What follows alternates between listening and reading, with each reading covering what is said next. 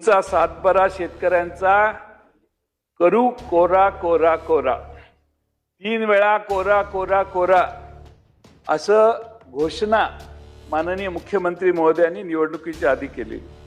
आता कर्जातून पूर्णपणाने मुक्त करायचे असा त्याचा अर्थ होतो। अध्यक्ष महोदय, तुमचा सातबारा शेतकऱ्यांचा करू कोरा कोरा कोरा, 3 वेळा कोरा कोरा कोरा असं घोषणा माननीय मुख्यमंत्री महोदयांनी निवडणुकीच्या आधी केली।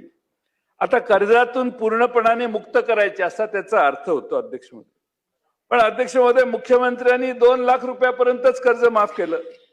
मग 2019 साली अध्यक्ष महोदय आमच्या महाविकास आघाडीच्या सरकारने उद्धव ठाकरेंच्या मुख्यमंत्री पदाच्या नेतृत्वाखाली पहिला निर्णय घेतला आम्ही कर्जमाफीचा, आणि अध्यक्ष महोदय 2 लाखाची आम्ही तेव्हा कर्जमाफी दिली। बस 7 वर्षांनी पुन्हा आपण तिथेच आहोत।